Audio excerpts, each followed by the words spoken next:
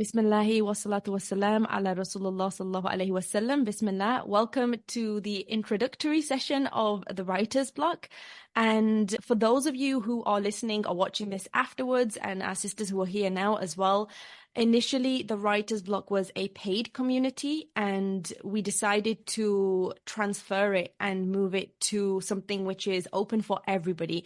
And the only criteria for joining is if you are a Muslim and you are a woman, and you don't even have to be a writer to be a part of it, because a lot of the way that we do things it's very therapeutic. One of our main values as a nonprofit organization is community and also remedy. So we want to create a healing space, and healing can happen on so many levels, and writing is just one of the means that we use as a writing organization to allow that platform for everyone to join and enjoy as well. So with that being said, this session is going to be very simple. Like I said, it's introductory. I'm going to be talking about what expressive writing is. I'll be talking about the writer's block in itself, why we called it the writer's block. And also we're going to have a sample session as well. And then you can have a glimpse of the handbook. There is a handbook which comes with this program, and the handbook will make everything much more clearer. Say, for example, if you were to lead a session as a member, you volunteered, the handbook will tell you everything you need to know in order to do it. So with that being said, expressive writing is something that is a form of writing, and it focuses on exploring and conveying our thoughts and emotions freely. There's not really strict writing rules when it comes to expressive writing. The whole point is to let yourself just let the thoughts flow. And it can come in so many ways. It can be poetry, it can be prose, it can be just journaling, it could just be random thoughts, a brainstorm, it can be anything. And that's the purpose. We wanted to keep it as open as possible.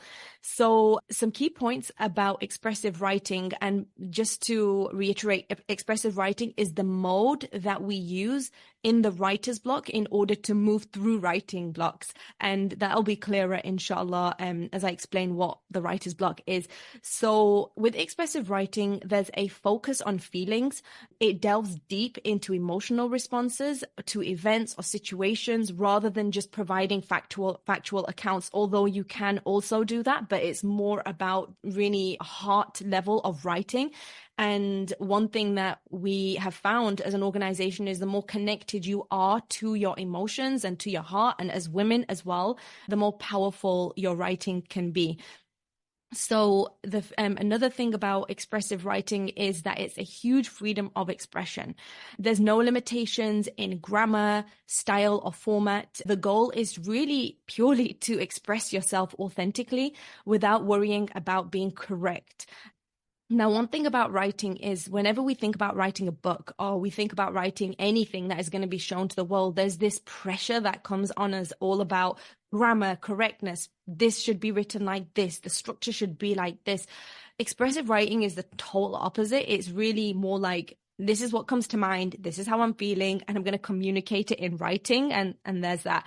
And most of the time when you begin writing a book, it's essential to really harness the power of expressive writing in order to get your message out in the first draft anyway. So the first draft is most of the time purely expressive writing. It's all about whatever comes to mind, writing it in any way that you feel, and it's just connecting your emotions and really putting your vision to paper as well.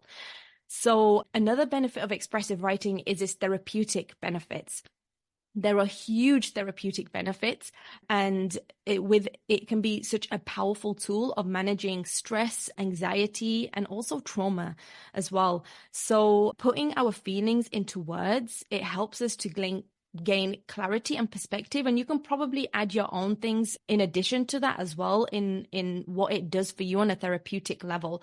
And examples of expressive writing are journaling, poetry, personal essays, even letters that you never intended to send. These are all forms of expressive writing.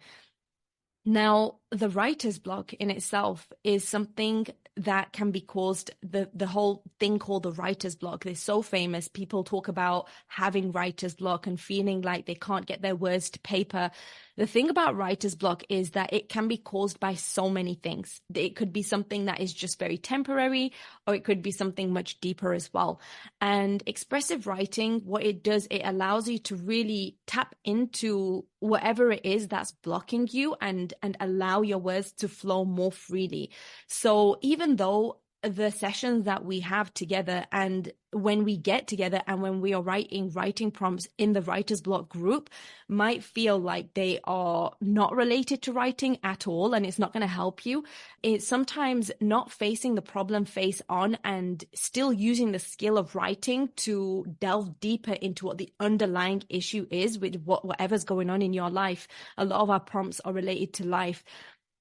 Then what that does is it really opens the floodgates for the rest of your work, and it allows you to really move through writer's block in a more holistic way. So what expressive writing can do and why it's so useful is in the writer's block, it bypasses the critical mind. And when we're focused on just getting our thoughts and emotions flowing freely, you really move past the part of your mind that is responsible for self-editing and the judging part of you. We all know that inner critic, especially as writers. It allows more creativity and exploration, and we are all about creativity and exploration, and it can lead to new ideas and help us to get past the initial hurdles of starting to write. And what it also does, the writer's block, is it processes emotions. And I spoke about all of this in what expressive writing is, but sometimes writer's block itself, it can be a sign that you're feeling stuck on something. It could be a sign that there's a lot of emotions that are under the surface. And what expressive writing can help you do is bring those emotions to surface, process them and these underlying emotions, and allow you to move forward with your actual writing project. And what it also does, it lowers pressure. The whole energy and the whole feeling of the writer's block, we want it to be a safe space. It's been active for 3 years. The group, the Woke Writer on WhatsApp, the actual writer's block community has been active for over a year, where we have been meeting in live writing sessions. We've been doing critiques, and we're going to talk about all of that, inshallah, shortly when we talk about what to expect with the writer's block community. But we've been going on for a while, and what we have found is that it really lowers the pressure, and it's a safe space. And we've worked really hard to make this a safe space for sisters to feel like they can express themselves. And we've created guidelines. We've created we've created a handbook that can explain that a little bit more. With that, we're going to, inshallah, just look at the handbook. But before we dive into that, does anyone have any questions? And just to let you know, this is being recorded. People might see you or hear you, inshallah. But does anyone have any questions before we dive in? No, you pretty much answered all my questions. And I think that is so cool. And I understand why it was a paid thing before and stuff, because it has so much value and stuff and everything. But alhamdulillah, may Allah reward you guys for allowing it to be free now and stuff. May Allah reward you guys for all of that. Ameen. And you kind of make me realize why I write, why I'm an author and everything, especially when you talked about the therapeutic benefits, because I do have trauma from my childhood. And like as a mom, I have stress. And then I do have generalized anxiety. I got diagnosed with that last year. So I'm just like, this is why when I write, it's like an outlet and stuff. It's like an outlet for me and everything and stuff. That's why Allah, blessed me with this skill, because he's like, you need to write. Like, this is something that I have blessed you with and stuff. And so that's why words may just come easy to me and stuff and everything. And I will say, if you are a writer or if you are an author, writing stuff is easier than saying it out your mouth. If anybody knows, it's so much easier, because when I first got married, I was very stubborn and stuff. Like, I was very stubborn. So my husband, he actually got me out of that. I'm still stubborn, he says, but now I am more expressive with him and stuff. And I feel like when you are an author and a writer, you have so much emotions and stuff. Like we have so much, and it's fine. You know, we're human. We're going to have emotions and everything. But like we're just so passionate about it that we may end up crying and stuff like when we are expressing ourselves. And I totally understand why like that, like everything just, it just clicked and made sense. Like full circle moment. There we go. Full Yay! circle. That's amazing. That's amazing, alhamdulillah. And that's such a beautiful way, just hearing your personal experiences. And you're completely right. There's a need for it. And so many of our sisters who have been a part of it, there's just this, it's just when there's other sisters who are with you and they're supportive and there's this community, and we're going to release actually a podcast episode on that itself, the importance of community, because there's not a lot of Muslim sisters out there who are writers, who are like us as writers, and we feel an affinity with them. And that's why we created this group, honestly, because me personally, I was looking for something like this. And I thought, you know what, why not just make it, right? Why not just create it? If it's not there, just make it. And yep, bismillah. that's what I said with my book. I said it's not out here, so I have to write it. Like Yeah. I think alhamdulillah with our generation, I think we're starting to realize like, okay, it's not out there, so we need to do something about it. We need to make it. We need to start something. We need the change and everything. So I'm so happy and grateful that we have those advantages and stuff nowadays. Because imagine if we were born back in the day. Oh, child, women weren't even going to school and everything. We couldn't even write. Like you could not hear our voices or anything. And I understand that, you know, people will say that woman's voice is her arwa and all those stuff. And I know there's like different opinions and stuff and everything. But I'm like, everything is also based on your intention. If you're covered properly, from head to toe, you do the 7 conditions of hijab. You're not out here like tabarrujed up and stuff. Then it shouldn't be a problem because certain women on the platforms, they are educating the women.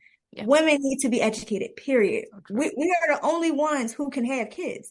Yeah. That's the next generation. So we have to make sure that we're educated on Islam, on our religion. We have to make sure that we are doing things that we love as women.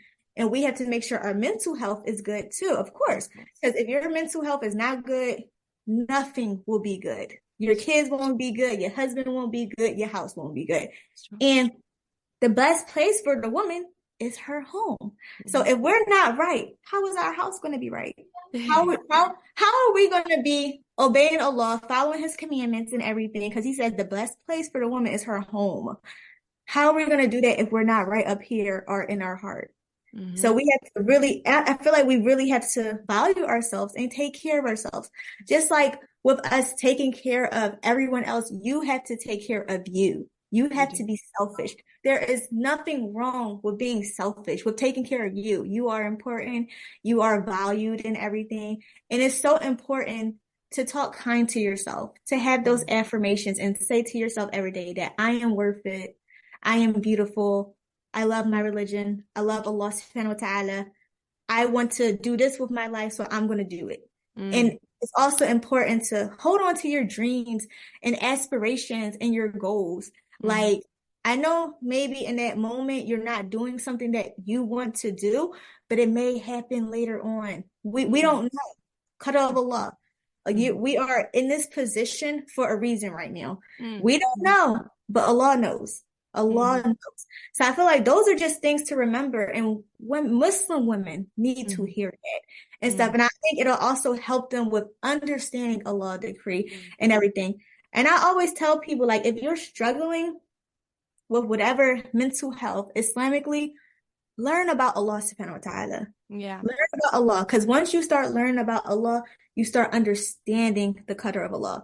You start understanding the good and bad. You are trying to, because it's hard for us to accept certain things that happen in our life. But as Muslims, we're going to have to accept it. We got to accept the good. We have to accept the bad. And that's from the 6 articles of faith. One of the foundations That's true. So, Sister Atia, that's beautiful, mashallah. I'm sorry, I want to continue this, inshallah, after, but I Yes. do want to ask anyone else if they have any questions right now. And then we're going to go into a little bit more about the handbook. And then we're going to have a sample session where you are going to be able to write a little bit more and then share as well, inshallah. So, Sister Kia, did you have any questions? Yeah. I just wanted to know if we know of anybody who we think would be good for the group. Can we add them to the group? Should we let you know and then you can reach out to them? That's a great question. So we do have an email, and the email is COMMUNITY. So it's community@strangeincorporated.org. Now, you can also email the email that we sent to you, hello@strangeincorporated.org. You can email either one of them and just send us their information. As long as they are women, as long as they are Muslim and they want to be a part of the group, then they are more than welcome to join us, inshallah. So does that answer your question? Yes, it does. Okay, good. So now I am going to share a little bit about the handbook, and I'm going to do a quick screen share. Bismillah, let me see. Okay, all right, here we go. Okay, so this is the handbook. This is the Writer's Block membership handbook. Can everyone see it? Can? Okay, brilliant. So, Bismillah. So our official values as an organization, before we go into that, we have a mission, we have a vision, and we have our values as an organization. So our mission is elevating the authentic voices of Muslim women. The vision is a world where the genuine and unique perspectives of Muslim women are valued and appreciated. So we do have values which go with this. If you checked out our website, it is all up there as well. But these are our main values. We're faith-based. We value integrity. We value community, remedy, and authenticity. And those three values at the bottom are really the guiding factors of the Writer's Block in itself. Faith-based and integrity is, of course, a part of that as well. So everything together is just why this program exists as part of Strange Incorporated. Now, Strange Incorporated is a nonprofit publishing house. We are, like I said, we're nonprofit and we are focused on writing, and that is our mission and our vision as well for Muslim women specifically. We do have a preamble, and our preamble for the Writer's Block is: in our pursuit of creativity, healing, and empowerment, we, the Muslim women writers, come together as the Writer's Block community. We refer to ourselves as the woke writers, being conscious in every aspect of our internal and external lives. So to be woke is to live with intention. It is embracing our ultimate purpose of worshiping our Lord, our big why. It is to unite every fiber of our being in growth, guided by the love of God, Allah, making every step an act of worship and every word a part of our big why. So there is some more information in the preamble, and I'll finish with the finishing paragraph, and inshallah, I will be sending this to all the members of the Writer's Block, inshallah. And welcome to the Writer's Block. It is a sacred space where our words become instruments of healing, guided by the light of our faith. And together we embark on a transformative journey, leaving an incredible mark on the world through our writing as an embodiment of the woke woman, inshallah, and creating our greatest masterpieces. So there are certain pledges that we create, and you can, inshallah, read it with this as well. But it's all about really just being authentic and true to ourselves. I know that term is thrown around a lot, but what we mean by that is these 6 things. So the first one is that I will accept the truth with sincerity. This can be the truth about yourself. It can be the truth about your writing. It can be any truth, but as long as you are writing with the intention of being true, and no one is going to force you to carry out this pledge. This is the pledge that we make to ourselves. The second part is that I will visualize my spiritual and writing goals. The third part is I will work with myself lovingly, like Sister Atia mentioned, subhanAllah. And the fourth one is I will improve myself in increments. The fifth one is I will have role models where I can look up to and learn from. And inshallah, we do plan to incorporate a lot more people in Strange Ink in itself to offer their professional advice, their expert advice in the writing world to offer to our Muslim sisters as well. And number 6 is I will not compare myself to others. This is my journey and I follow my path. And those are really our guiding principles in this. It's all about you. It's all about growth. It's all about supporting one another. It's all about collaboration, which is why this is a member-led organization. And the format of this program is inspired by so many other formats that we've looked into. One of them is a support group, Alcoholics Anonymous support group. They do virtual sessions like this. They create things like this. They have a certain format and we follow that as well to a certain extent. But we have our own little twist to it as well. So we do have a blueprint. I'm not going to say all of that right now, but the blueprint is really all about inspiration. It's all about being inspired. It's all about what we want and what we want our work to be, heart-led and guided as well by faith and really those principles we spoke about. And there are certain policies. And like I said, you are going to receive a copy of this, inshallah. So you can have a look at the policies and you can just have a look at them. The main policies are to have respectful interaction with one another. The second one is considerate behavior. And the third one is embracing diversity and also confidentiality. That's very important because we know a lot. In fact, we're going to have a sample session very soon, inshallah. And we're not going to be sharing that. The recording will be off for that because a lot of the information that we share, a lot of the writing that we share can be very personal.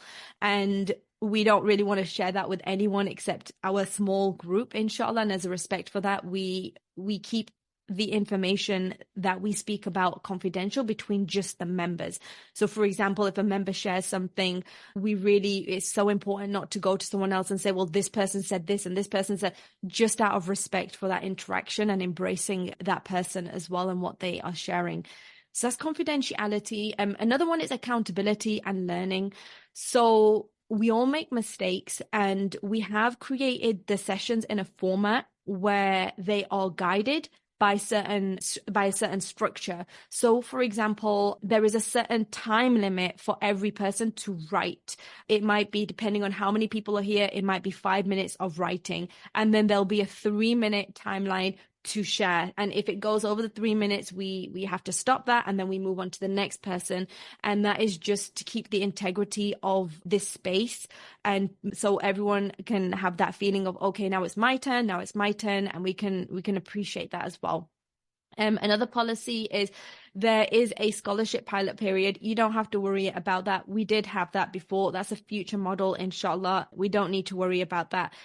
And also attendance is, because it is free, we also want to let you know that it's important, inshallah, to have a community, right? So you don't always have to be here. It's up to you totally, but this is a resource for you and it is available to you. So if you choose to enjoy that resource, then we would be grateful because that's why we are creating it. So inshallah, just hopefully you can make the most of that and share it with someone who you feel would really benefit from it as well.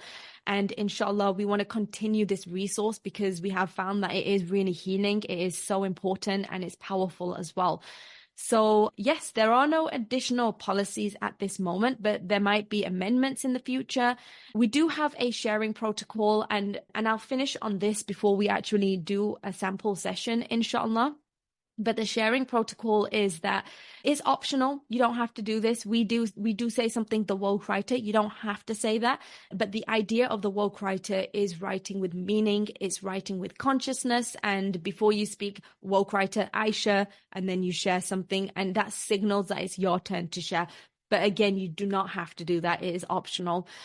However, what we do try and do all the time after someone shares is either the leader, the person who is the keeper of the session will say, we hear you. You can say it out loud or you can say it to yourself, but the keeper will always say, we hear you after somebody shares. And the reason why we do that is because we want this to be a place where people share, and we don't want to give feedback because sometimes feedback isn't always helpful, especially with the model that we go with, expressive writing. It's all about being heard.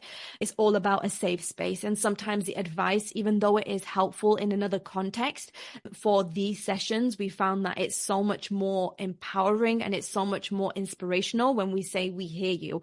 So that's how we react to a person. We say, we hear you, and that's it. Even though you really want to say more, we do have a session at the end, like a segment of the session at the very end, where there's a very small discussion where we give feedback. We have the option to give feedback, and then you can even stay after and give that feedback as well.